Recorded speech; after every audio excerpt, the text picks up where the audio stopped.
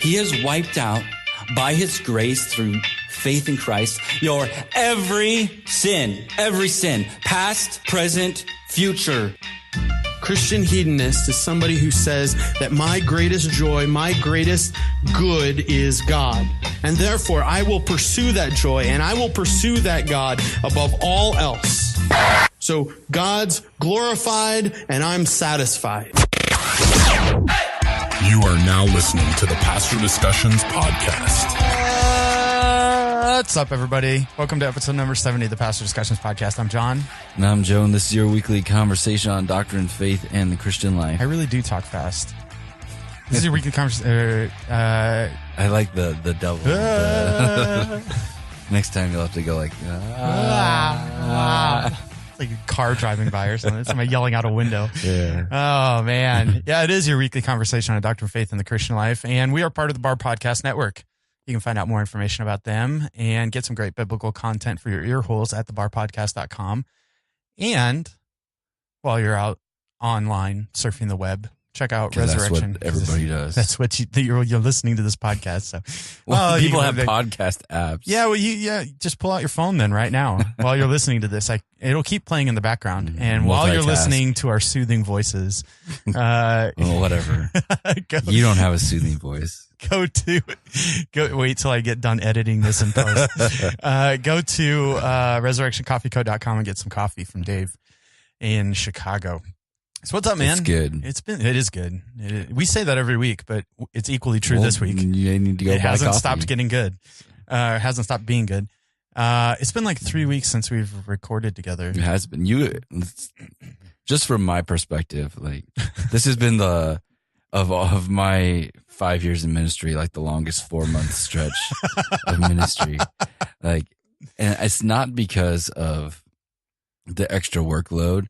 I think just like the camaraderie that happens on a normal day-to-day basis hasn't been there. Yeah. Like consistently like it was. Yeah. And so I don't know. I just missed that part of it. And so then sometimes the days will drag. You're like, oh, look, it's 1:30. Sometimes you just need to stop for 20 minutes and just talk about something. And have a conversation with a friend. Yeah.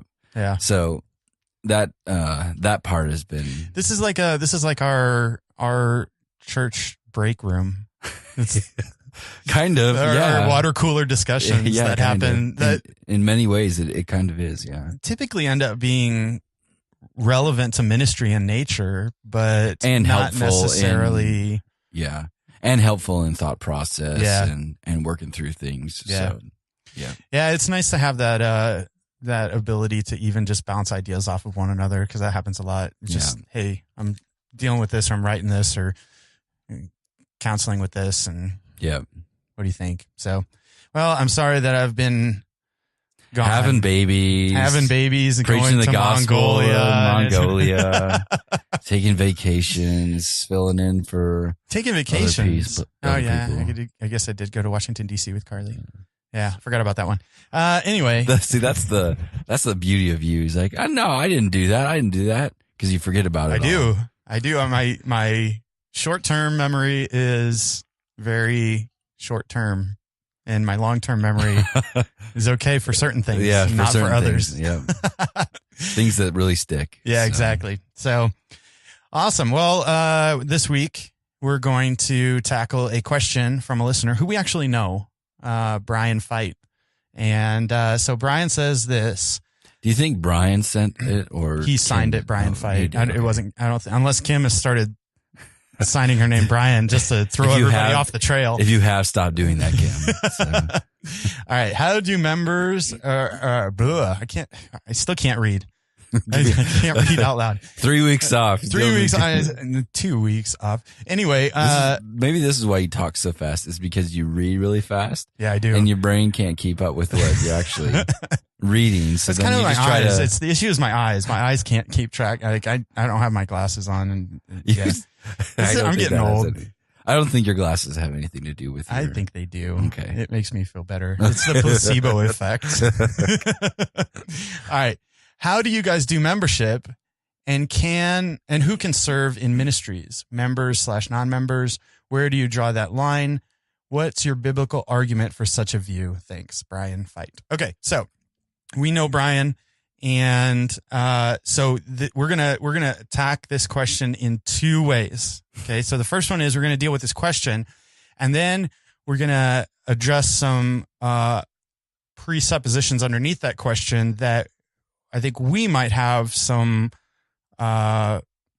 different views on as far as ministry goes.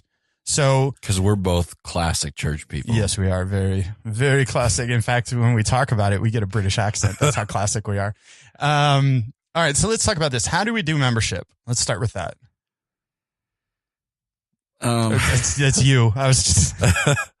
So, I mean, we do, I think, membership like most evangelical churches do membership in our culture. I mean, you come in.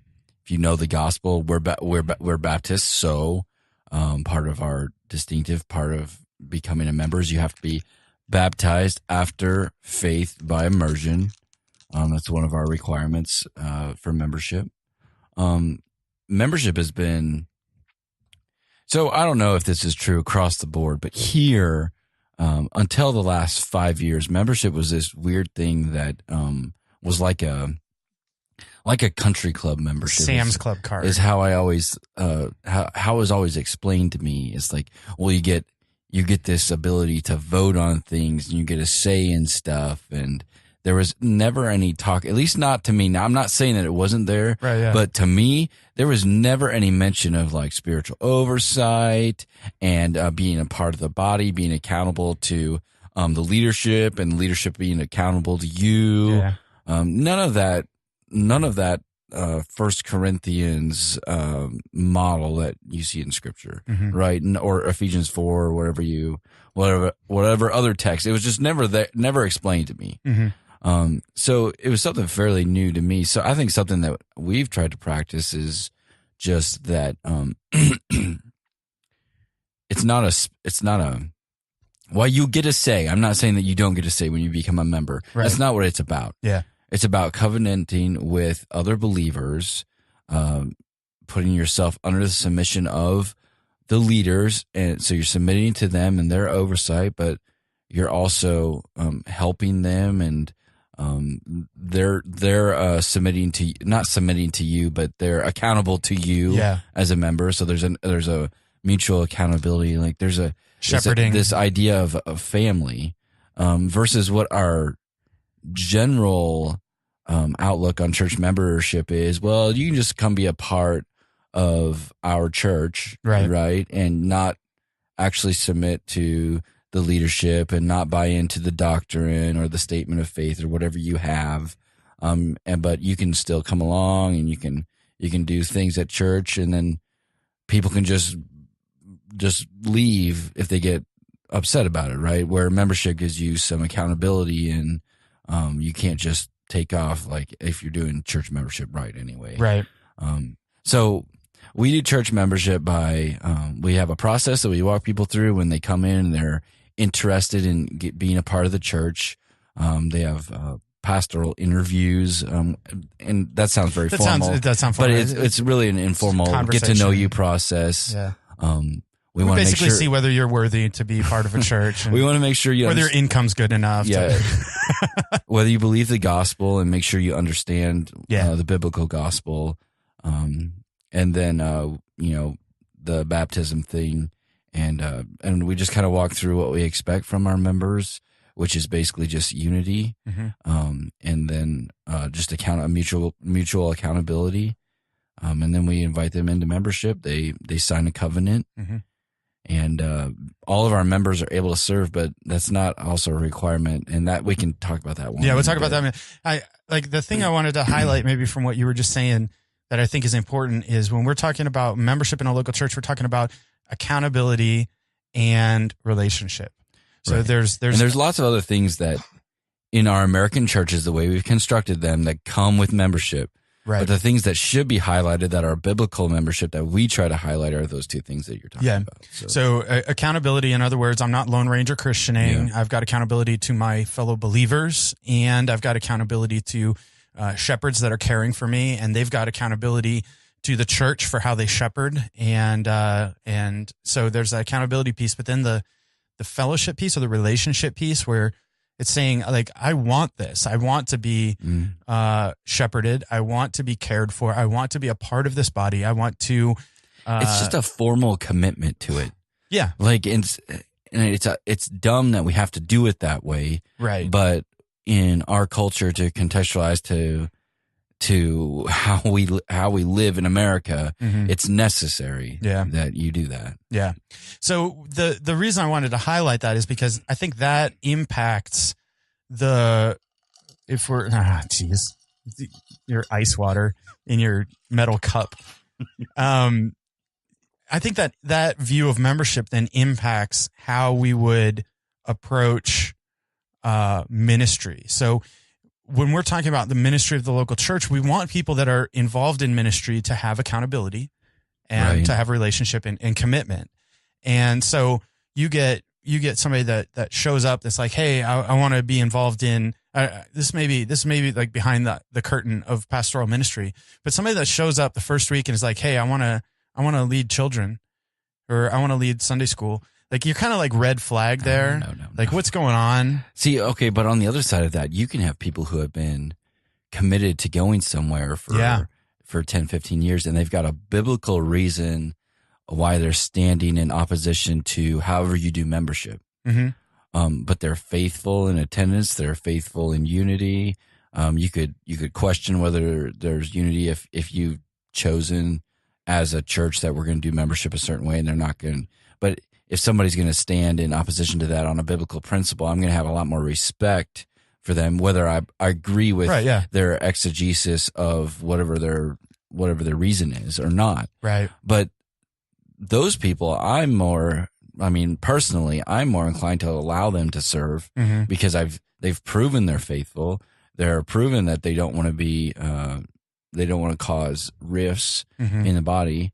They're just saying, I don't agree with this, so I can't submit to that, but I still want to fellowship with you. So let me give an example, like a personal example of that, because I think that this is important to illustrate and highlight. So there's a couple at our church, and they've been coming here for a long time, faithfully making disciples. And I taught on church membership, and this lady came up to me after church and said, I don't agree with church membership, but if that's what the elders think that we need to do, then I'll submit to that. And so here's a couple that have been attending church that are not formal members, I'm using air quotes, but are desiring to submit to the leadership, desiring to be shepherded, and willing to submit themselves, and they're committed to the local body. So my answer was, well, I don't want you to do something just because we think you should do it. I want you to do something because you're convicted of it and you see the value of it. So we started visiting together occasionally, and over the course of a year and a half, we just had a lot of conversations about this, and they're members of the church now. Now that hasn't changed their commitment to the church. That hasn't changed their involvement in the church. And that's my point, is that just because you have someone who is not a member, and I get it that like this is a hard question to ask because you have different context and you've got different thoughts on church membership. But just from just a general perspective, you can have people who are committed, who are members unofficially of bodies, just as, and probably more so than a lot of formal members. Yeah. They're more committed to the body. They're more faithful. They minister to others in the body. They're submitting to leadership. They submit to the leadership. Yeah.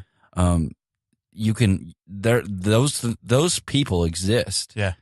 So you can't just, I don't think you can lump everything into just one category or another. Yeah. And the other thing is a lot of it depends on your church's view on membership. Yeah.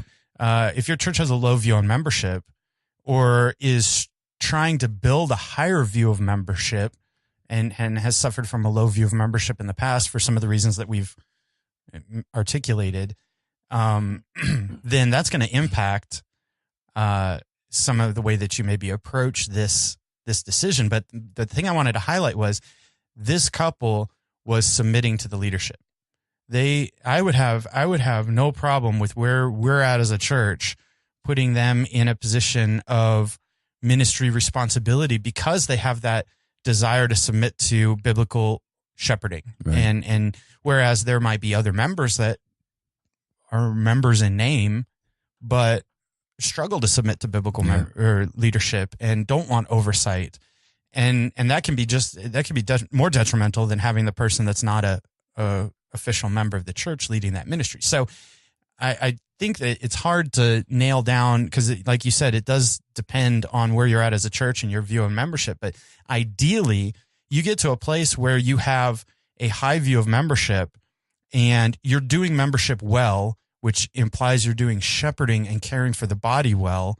And when people come in, then part of having that oversight is being a member of the church. Right. And so for that church, I would say, yeah, maybe like you're not having non-members be in ministry positions, whereas for where some churches are at with not having a high view of membership or not doing membership well. Just a follow-up question. Like, so I get like leading ministries, but what about coming alongside a leader in a specific ministry? So,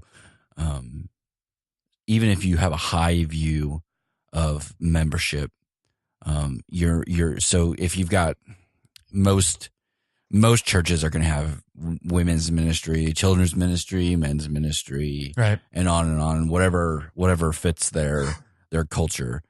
So having the leaders of those ministries as members who are committed to the body, but people that come alongside and help them. Yeah. Like, do those people have to be members in a in a church that highlights and thinks biblical church membership is important? Yeah, that's a good question because I think really this is where we get into some hairy territory with maybe the way that we've done quote unquote ministry right in the past. So just stay within the classic model. Okay. Within the classic model, I would say that there needs to be maybe a distinguishing between volunteering and helping in like a we'll just call it like a deaconess or deacon-esque type role where it's like coming alongside volunteering. Like I'm thinking, let's just think of like something like VBS. You've got somebody that's volunteering to do decorations or something like that. Versus somebody that's leading the teaching, or somebody that's the quote unquote director of VBS that's organizing everybody else. I would think that those latter two examples would need to be members because there's an element of leadership and submission to the vision and direction of the church that needs to be in place for them to effectively lead that ministry in a way that's cohesive and unifying for the body. Yeah.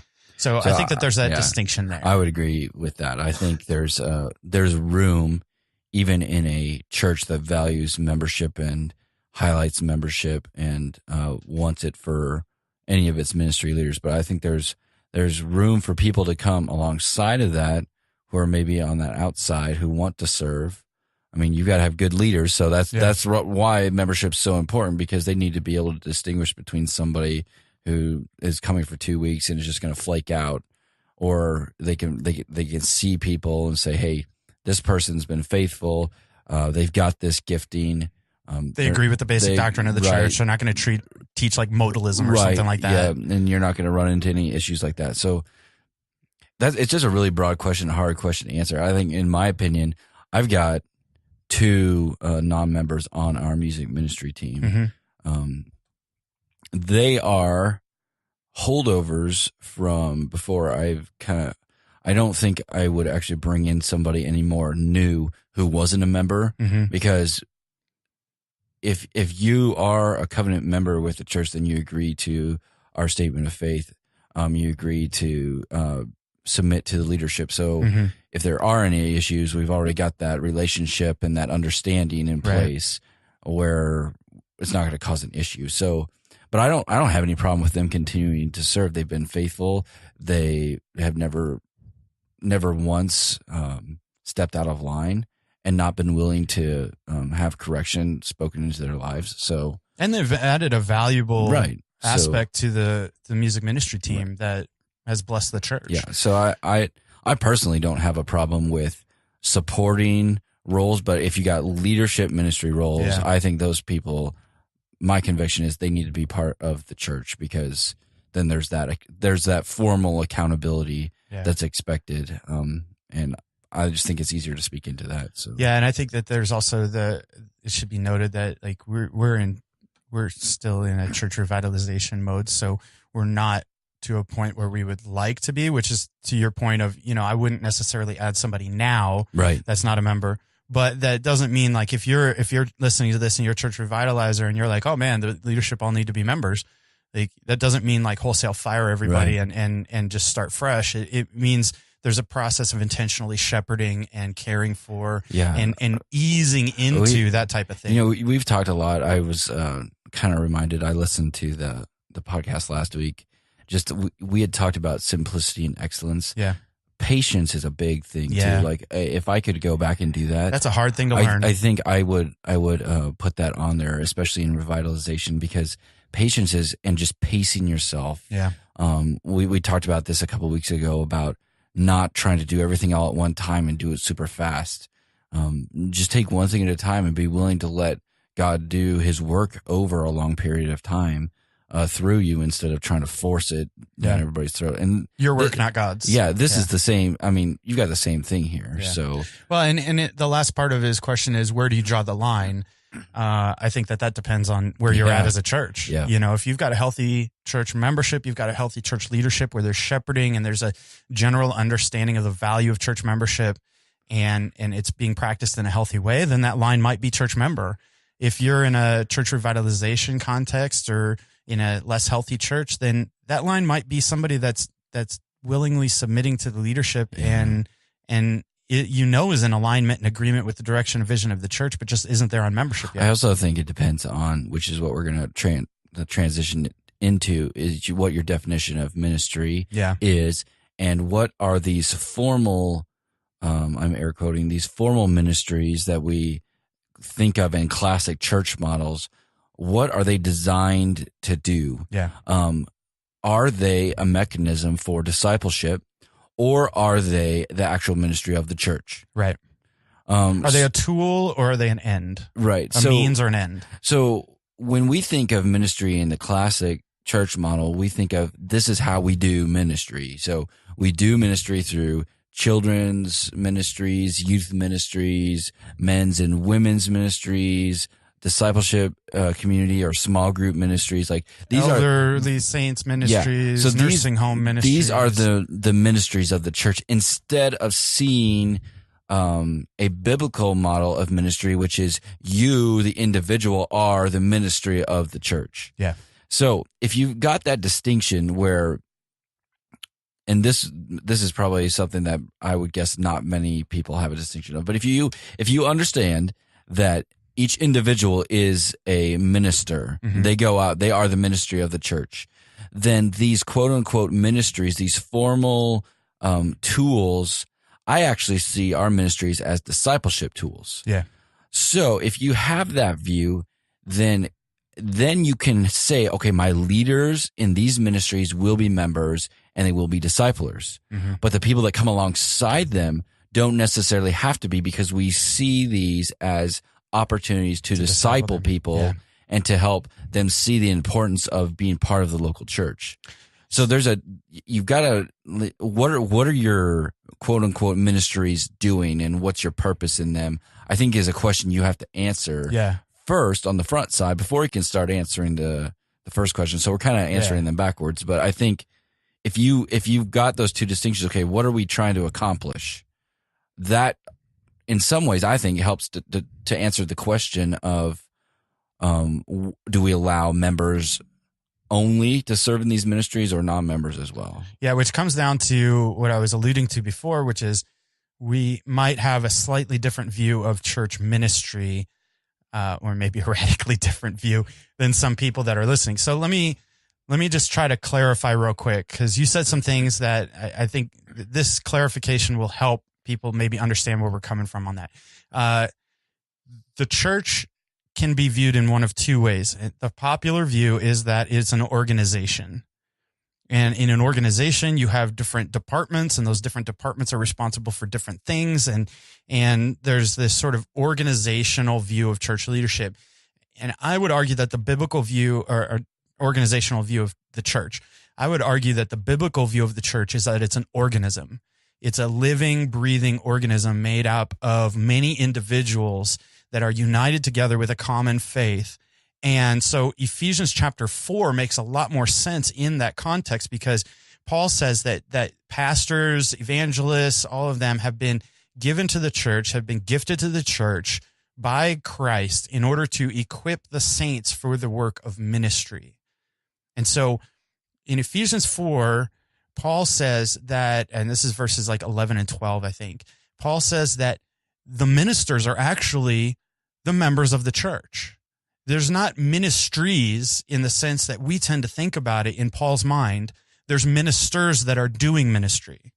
And we're ministering to one another, and we're ministering to the community. Now, there are times when it might be helpful to have an intentional focus on a certain area, but that's not ministry. Ministry is what happens within the local body. I would in say that sense. it can be ministry, but that cannot be the ends of your ministry. That's not the totality of ministry. Right. So ministry does not solely focus only when people are at the church or at a church event or something that's right. That needs to be the distinction. It's not that ministry can't happen in that formal sense. But if you think of ministry as, well, okay, we have to have the pastor there or a leader there, and they invite people in, and we have to actually bring them in instead of, no, you are actually the ministry of the church wherever you're at. Right. That's the distinction that you need to make. The interesting thing is, when you look at it biblically, we're never called to bring people into church. We're called to go out from church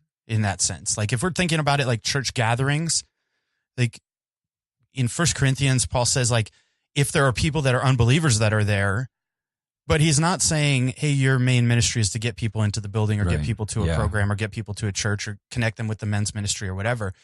The biblical model is go, you disperse, you come to be equipped, and you go to do ministry. And that ministry looks different for different people. But when you have a small group of people at the church, quote unquote, doing ministry, and then everybody else, their responsibility is to come and bring people to that, what you're doing is you're isolating ministry to a small group of people rather than empowering the entire church to ministry, and rather than ministry happening in one area here, one area here, one area here. It's happening in 100 different areas throughout the week as people are equipped to go out and do that. So women's ministry then in that context can be as simple as one mom meeting with another mom in the course of the week, and they're encouraging one another and talking about what God's teaching them.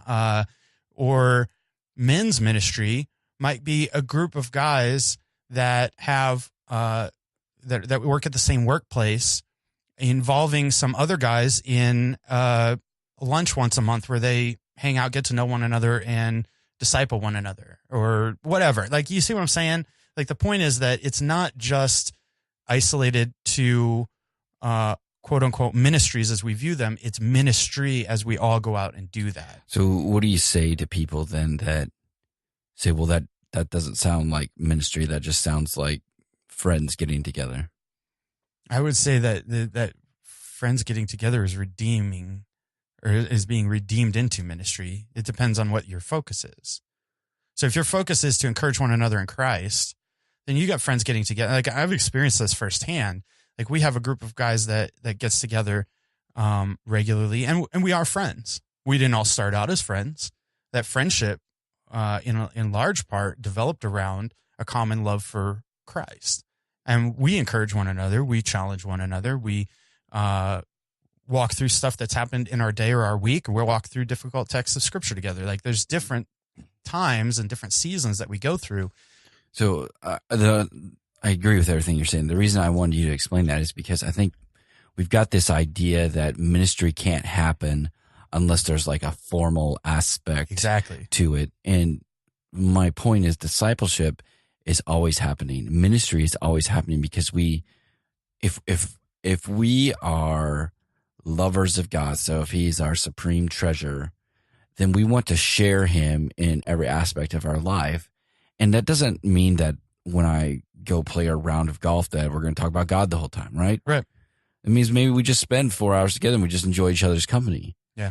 And also means that at times there's going to be probably frank conversations. If it's me, it's 5 hours of golf because I'm hunting down the ball every hit. That's why you just take a bunch and you just keep dropping them. So I think one of the barriers to this idea is just that we've done church a certain way for so long. Mm-hmm. And most people who have grown up in the church only know that model. Yeah. So when you talk about doing ministry is just living life, because that's what we're saying. Living life as a Christian. Yeah. Yeah. If you're going to live your life as a Christian, you're going to live as an ambassador for Christ, then that means you're doing ministry all the time. Yeah. And it doesn't mean that you walk around with your Bible quoting scriptures at everybody in every situation. But it means that you're ready to give a defense for your faith. You're ready to share the gospel as those doors are open, but you're also just willing to hang out with people too. Yeah, put Christ on display in caring for and loving people. So I think that here's the advantage of this, and here's why, aside from the fact that I think this is the model that we see in the Bible. In Acts chapter 2, they were going and caring for one another, and their reputation was being known throughout the community in Acts 2:42 and following. Gathering to be equipped, scattering to do ministry. Each member is a minister, Ephesians chapter 4. Aside from all of that, let me bring it to some real practical, two really practical things. Number one, people view that they can't do ministry because all of the ministry positions have been filled with a more traditional, quote unquote, traditional model or classic model, whatever, historically, the way we've done it in the last 50 years in the church model. So maybe I'm gifted in teaching and there's no teaching spots available. Okay, well, I guess I'm not able to do ministry now. I just get ministered to. And what this does is this breeds a culture where there are the people that do ministry and then the people that benefit from ministry, and it robs people of opportunities to use their gifts to do ministry as God has designed them to do it. So that's number one. Number two is it breeds dependence, I think, on the formal organization and the church organizing things versus initiative in individual saints exercising their gifts and serving and blessing others in the community. Example, a storm comes through. There's a old lady neighbor that had a tree that got knocked down, and it's protruding into her driveway, and she can't get her car in. What do we do with that? Do we say, well, let me call the men's ministry leader and see if the men's ministry can organize something, and then it takes 2 weeks to get that ironed out, and or is the immediate response, hey, I'm going to call some of my friends, we're going to handle this ourselves? That's the distinction, because it doesn't make us dependent on the organization to do ministry, and I think it just multiplies the effectiveness of ministry in our communities and in our churches. So I don't disagree. I would be careful. I would caveat that with saying that I think that there's room for both. Yeah. But if you're depending on, like you're we talking do about, both. Right. If you are depending on ministry as something that the professionals do, or something that we bring, my role in ministry as a church member is to bring people into our building or into our events, you're missing the point of Ephesians 4. You're missing the point of you living out your faith among this world of darkness. So I think I want to be careful not to attack classic ministries, because I think there are churches out there that do classic ministry and they do it well, and it doesn't hinder their ability of their people to actually go out and minister. Yeah. But there are churches that are the very opposite, who all they do is just invite people in. They actually never live out their faith in their communities. And I think the clarification is, if you view ministries that happen at the church as an extension of personal ministry or individual ministry of the members of the body, that's okay. I think that's maybe a healthy view. If you view the people as an extension of the ministry, that's an unhealthy view. And so the the emphasis is the question is, where does the emphasis lie? Does the emphasis lie on the individuals? So like we do youth ministry, we do children's ministry. And in those times we have, youth coming together, but we're not depending on that alone.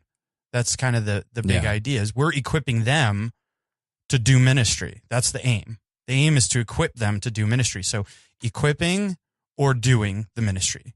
Maybe that's another distinction that's important in viewing sort of that program or that formal ministry as the traditional ministry. We'll just call it that approach. Is it doing ministry or is it equipping to do ministry? That's the question. Because what's the church about? The church is there to equip the saints. The leaders, the pastors are there to equip the saints to do ministry. And just as a side note, Ephesians 4 is not selective in which saints. It's all saints, these saints. So we should all be being equipped and we should all be doing ministry. And I'll just, like, we equip each other too as leaders and pastors. Yeah. Like the pastors or your leaders or elders or whatever your leadership, your deacons, they're part of being that equipping to go out and do ministry too. Yep.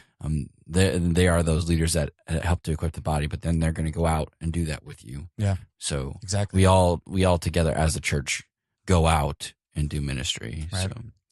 So I think that tackles that, Brian. I hope that was helpful. And you know us, so we're not railing on. No, I mean that was why I think it's important to say, because something we've learned a lot is that if you're going to attack something or you're going to say something, you better be sure to say that this doesn't necessarily mean that you're doing something wrong. Yeah. If you're not doing something wrong. If you're cheating on your wife, you're doing something wrong. Okay, but that's not the same thing. Those are apples and oranges. Kidding. So just because you have classic ministry doesn't mean that you're not doing real church ministry. Yeah. So to summarize, my biblical argument, if you're going to ask for our opinion, we're going to give it to you. Our biblical argument would be that ministry primarily happens in the context of each individual believer, and those believers need to be equipped, which is where the local church comes in. And so local church membership is important from a standpoint of being able to equip and care for people and help people as they go about doing the work of ministry that God has called them to do, and thereby growing the church, expanding the ministry of the gospel into the community, and leavening throughout the culture in a way that maybe a more traditional model is incapable of doing. Maybe not incapable, but just has a very hard time doing. Yeah. Okay. This is where I'm viewing it from a standpoint of 100 people going out versus 10 people doing it. That's sort of what I'm thinking about. I know, but classic ministry doesn't have to be 10 people doing it, is what I'm saying. Like you can have a classic church model where the church is doing it together, and they're doing it together, and like so you can have a classic church model that goes out, is what I'm saying. Okay, I got you. Like classic church models can still function that way, and it can still have a focus of out. Yeah. If you're doing classic church and your focus is in, then get people here. Right. Yeah. And generally when it's in, we're here to suck off of what we're going to learn and grow ourselves, versus having that out focus of we care about the community. We want people to know Christ. You can do classic church in such a way that your focus is out. Isn't it funny how, like, all right, two ditches, man. Either people come and it's an in focus, right? Where it's like, I just want to grow and keep it to myself. And they're not doing ministry, or they're all about doing ministry and never about being equipped. So the church turns into a total out focus, which just is the seeker sensitive, watered down gospel type of thing. And I think both of those are detrimental. So yeah. Yep. All right, cool. Well, that's that. So if you have questions or want us to pontificate on something, we've already done that. Send an email to pastordiscussions@gmail.com. Check out the website, pastordiscussions.com, and go ahead and go to iTunes and subscribe so you can get new episodes every week when we drop them. And we'll be back next week. I don't know what we're talking about. We'll figure it out. But yeah. Before we record. But at least we'll be back with something fresh next week. Yep, we will. All right. So hopefully you will join us then. I can't talk either. I know it's apparently It's whenever I have to contagious. Whenever I have to say something that I say all the time. Rehearsed. Yeah, it's not spontaneous. All right, so come back next time, and we'll be back with another episode next week on the next episode of Pastor Discussions Podcast, your weekly conversation on doctrine, faith, and the Christian life. Say episode one more time. Episode? Said it like 4 times. I know.